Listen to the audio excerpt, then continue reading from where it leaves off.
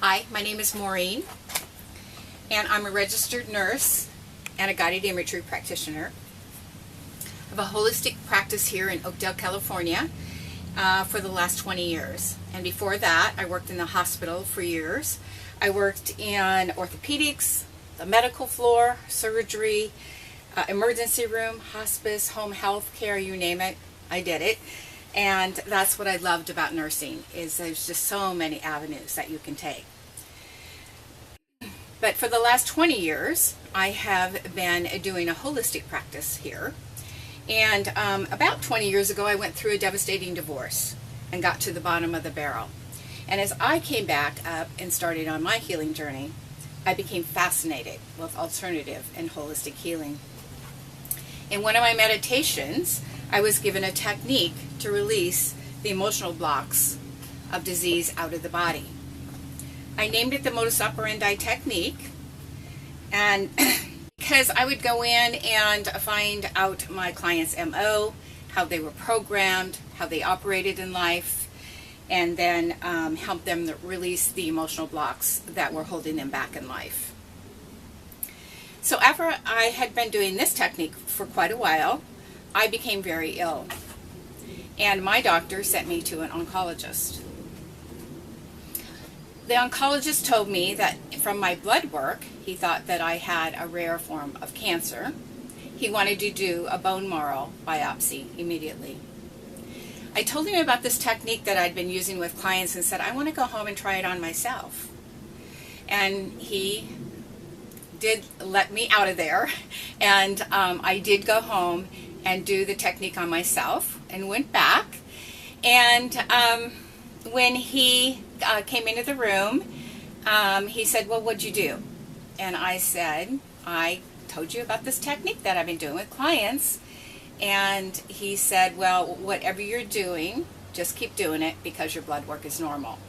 And he had me come back for several times for blood work checkups, and my blood work has been normal for 20 years. So my clients then said, Maureen, you need to write a book and get this out to more people. And so I did, and it's called Wisdom to Wellness. I also have a CD called Steps to Release the Common Thread of Disease. First half of the book is about how and why disease develops in the body, how it manifests. And the rest of the book is 18 conditions and diseases and how my clients have healed holistically. When we were editing the book, my editor said, Maureen, we need to shorten modus operandi technique down to MO technique. And I said, well, I don't know about that because my friends call me Mo. And she said, well, that's serendipity, that's synchronicity. We won't call it the Mo technique. We'll just call it the MO technique. So that's how it got its name. So I dedicate, I'm going to talk about the missing piece in understanding Alzheimer's disease, and I was honored to take this poster presentation to the Alzheimer's International Conference in Toronto, Canada. And I dedicate all of my presentations on Alzheimer's to my good friend Rita. Rita was diagnosed at age 59, and she passed away at age 62. Now, Rita, all she ever talked about was someday having grandchildren. But when her first grandchild came, she was in the throes of this disease. So I dedicate this to my good friend, Rita. So the number of Americans living with Alzheimer's is growing, and it's growing fast. An estimated 54 million Americans of all ages have Alzheimer's. Every 66 seconds, someone is diagnosed with Alzheimer's in the United States. It's the 6th leading cause of death. Statistics reveal that 1 in 8 Americans will have Alzheimer's disease by the time they reach 65. By age 85, 1 in 2. That's 50% will have developed this disease. With 10,000 baby boomers turning 65 each day, that started in 2011. The number of Alzheimer's patients could triple in the next 40 years. Former U.S. President Reagan was perhaps the world's most famous Alzheimer's sufferer. Let's examine how his body may have cried out emotionally for years, yet the missing piece, the underlying psychological meaning or emotional component of each of his illness may not have been addressed. So the purpose and objective of the poster presentation is what is one of the missing pieces of the puzzle in understanding Alzheimer's disease. Explore how understanding the psychological meaning of Ronald Reagan's previous illnesses may have played a part in the development of Alzheimer's disease. Number 3 is what role do thoughts and emotions, strong connections with others, play in the development of Alzheimer's disease, and discover how the MO or modus operandi technique can help release the psychological meaning of each symptom, condition, and disease. So the psychological meaning of Alzheimer's is, and this is from Dr. Michael J. Lincoln's book, he's a PhD, and it's called Messages from the Body. It's the message that your body's trying to give you when you have a symptom, condition, or disease. So the psychological meaning is succumbing to the confusion due to how some people feel about what their lives have been or become. Competence and confidence undermined in childhood. Anger, helplessness, and hopelessness. Distrust and disgust with the universe. A private person. Difficulty getting close to others. Difficulty letting themselves out or letting others in. Louise Hay wrote a book, and she describes the mental cause of Alzheimer's disease. And in her book, it's a refusal to deal with the world as it is, and hopelessness, helplessness, and anger. So characteristics of Alzheimer's disease: highly private. Though an innately private man, Reagan became a movie star, a governor, and a president. Professions that may keep others at bay can be unconsciously chosen by those who have difficulty getting close to others. Actress Connie Wald was one of his great friends, said, as warm as he was always a very distant person, charming, but very private. That was Ronnie. Unable to let themselves out or truly let others in, Ronald Reagan said his father did not hug him until he developed Alzheimer's, and his daughter said he was emotionally distant. And Tom Brokaw, NBC special correspondent, said, for all of his winning ways in public, that big smile and Irish humor, and being completely at ease in any public circumstance, privately, he was very reserved. I had known him a long time, but if you walked into the room, there was kind of an almost invisible shield around him. So I'm going to go through Ronald Reagan's diseases, and then tell you the psychological meaning, and we can kind of just see how Alzheimer's is set up in his body. So the first illness, and this all is from either Michael J. Lincoln, and I'll say that, or Louise Hay, the psychological meaning of each disease. So the psychological meaning of pneumonia is emotional abandonment at a very early age. Self-made person. They carry a portable plexiglass phone booth around them that isolates them from others. Futility feelings, fearful, anxious, struggling with confusion and inducing conflict, that there is failure to maintain immunity to negative ideas, overwhelmed, restricted, and angry. So this doesn't mean if you've had pneumonia or any of the diseases mentioned here today, you will develop Alzheimer's. However, each illness presents an opportunity to look at the message of the disease and to consider the role that the psychological meaning of disease plays in the development of any illness. If we heal the message of the first disease or illness we encounter, we may not have to go on to other diseases. This is why it's so important to understand emotional components that underlie physical ailments. When we incorporate this piece of the puzzle into Western medicine, we'll have a chance at the cure.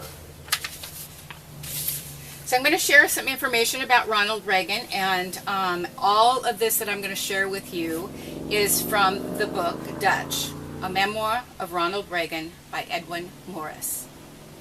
Reagan's father was a salesman who moved his family constantly. Losing his friends each time the family moved made Reagan a loner. He learned to never get too attached to others. Moving, of course, is never easy for children, and young Ronald lived in 5 different towns and 12 rented apartments before he reached his teen years. This took a toll on the boy, making him lonely and introverted. Reagan acknowledged that his family's nomadic life left a mark on him. He said, "I was introverted and probably a little slow on making friends. In some ways, I think this reluctance to get close to people never left me completely." In addition, his dad, Jack, was an alcoholic. Children of alcoholics are often loners, feeling isolated and uneasy with others and becoming people pleasers. In Reagan's biography, Edwin Morris writes that Jack's son, Dutch, the little bit of a fat Dutchman, as Ronald's father called him, learned to reject intimacy. He writes, "I wish I had $1 for each of the family and friends who complained to me that Dutch never let them get anywhere near." So starting in childhood, Ronald had learned to reject intimacy. He may have felt that he could not get close to people, and this set him up to seek approval. In 1947, while Reagan was in the hospital with pneumonia, his wife Jane Wyman went into labor. They gave birth to a daughter, Christine, who died 9 hours later. Christine Reagan was cremated on July 2nd. After several separations, Jane filed for divorce in June of 1948. Reagan said that instead of being president of the Actors Guild, maybe he should have paid more attention to his home life. Reagan had no films released in 1948, and 2 out of the 3 of the 1949 releases were flops. Reagan wanted to star in a Western to boost his popularity. To please Jack Warner, he agreed to take a second lead in The Hasty Heart, on the condition that his next movie would be Ghost Mountain, a Western based on a short story he persuaded the studio to buy. But that never happened. Errol Flynn got the part over Reagan. Upset, he made a deal with Warner Brothers that allowed him to pursue working with other studios. Just 3 days before he was to start shooting the first film for Universal, he fractured his right femur in 6 places playing ball in a charity tournament. At this time, Jane Wyman's career was flourishing as his languished. So let's look at the psychological meaning of fractured femur. Culpability, anxiety, or having difficulty coping, fear of the future, lack of support, non-trust, undermine, feeling unlovable, vulnerability, avoidant, and broken bones are known to signify profound inner conflict at the depths of one being. The next disease is colon cancer, and that was in 1985. He had surgery to treat his colon cancer, and the psychological meaning is not happy with their life or the world around them, terrified of the universe due to being attacked from conception on, closed-minded, very poor ability to learn life lessons, can't let go, carrying hatreds. And Louise Hay's, the mental cause, is what's the use? Deep secret or grief eating away at self, holding on to the past, deep long-standing resentment, carrying hatreds, fear of letting go.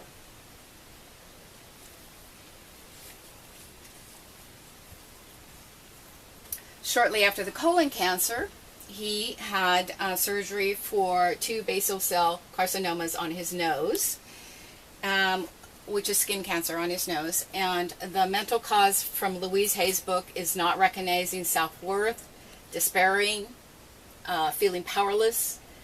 From Dr. Michael J. Lincoln's book, deeply disappointed, disillusioned, despairing, feeling powerless, not trusting themselves or others, humiliation and shame, lacking self-pride, sexually ashamed, subjected to confidence undermining in childhood. And we have that clear back here in the psychological meaning of Alzheimer's disease. So what was happening in Reagan's life at this time? Well, Reagan was distressed by the news that the Middle East terrorists had taken 7 American hostages. On June 14th, TWA Flight 847 was hijacked. Terrorist groups murdered Marines in El Salvador, blew up Air India flight with 325 aboard, and bombed Frankfurt and Tokyo airports. Reagan, wearily and bewildered, said his only choice was to appeal to the Israelis, who would hand over prisoners as a diplomatic favor. So Reagan, the man of principle, had to violate his own policy of not negotiating with terrorists.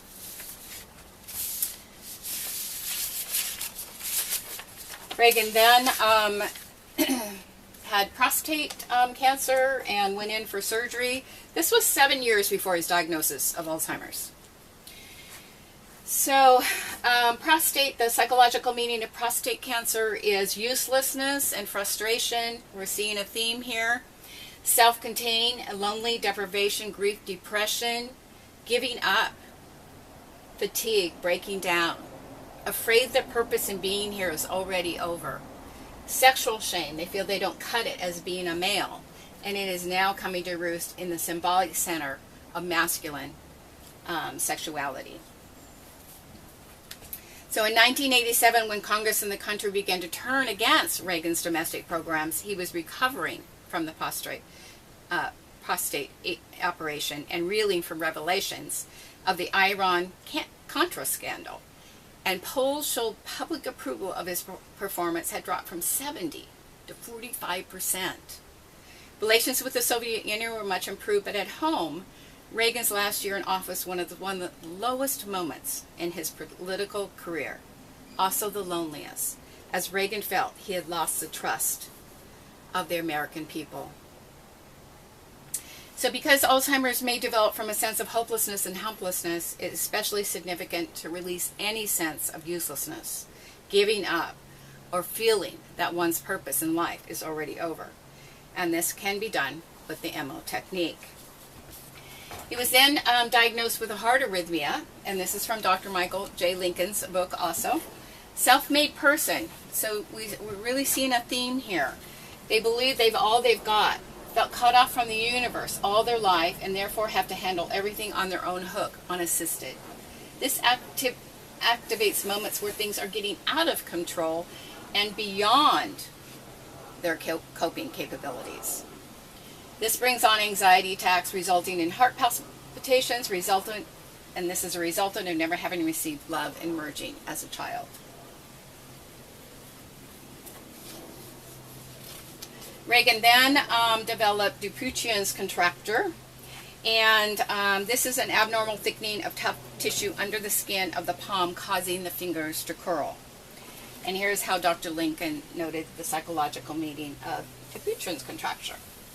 They are experiencing conflicts around vulnerability, feelings, and relationships with practical management issues.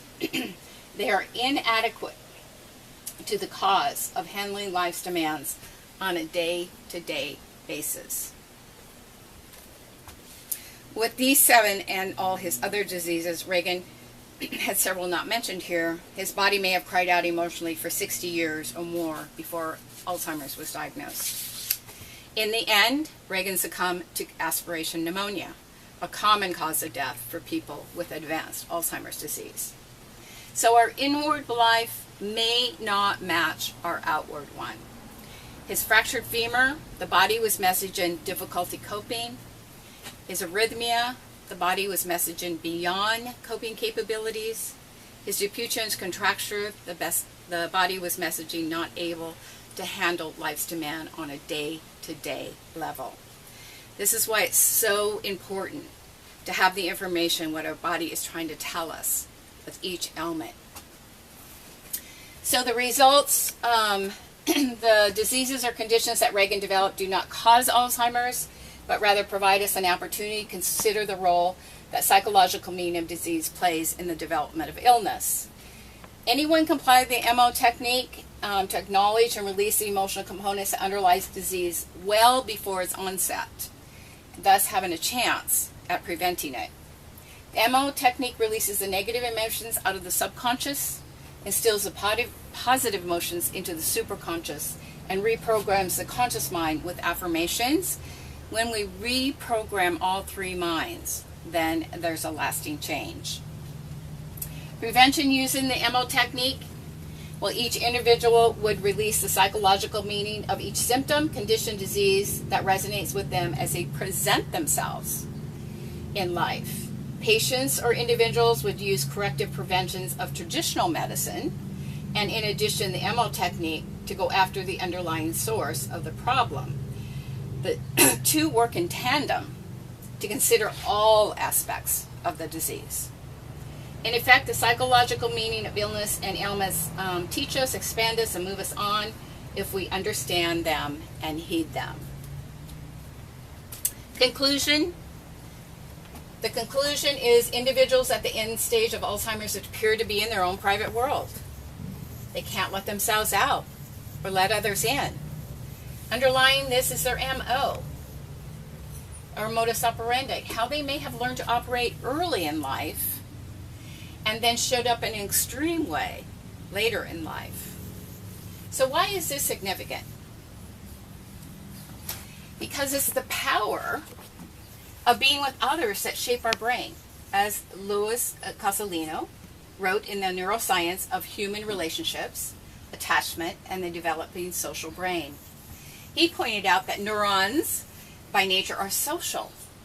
They shun isolation and depend on their neighbors for survival.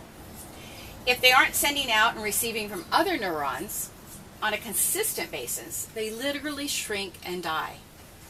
So if neurons are social, if they shun isolation and depend on their neighbors for survival, or they shrink and die, could that be a metaphor for people or individuals who live in their own private world?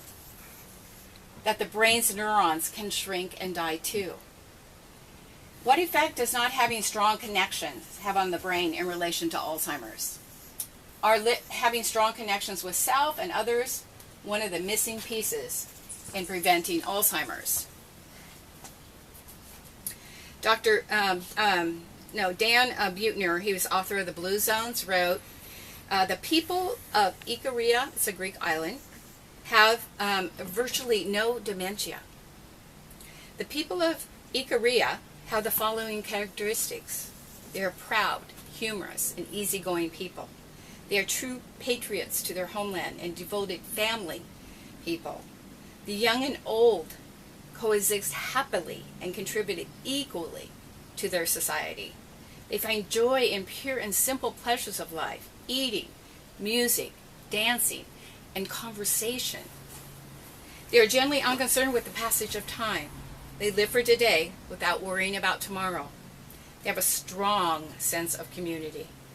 Family and village support create strong social connections, which are proven to promote longevity. Strong, loving, and compassionate connection with ourselves and with others helps the brain's neurons connect in a healthy way, which can prevent Alzheimer's. Thank you.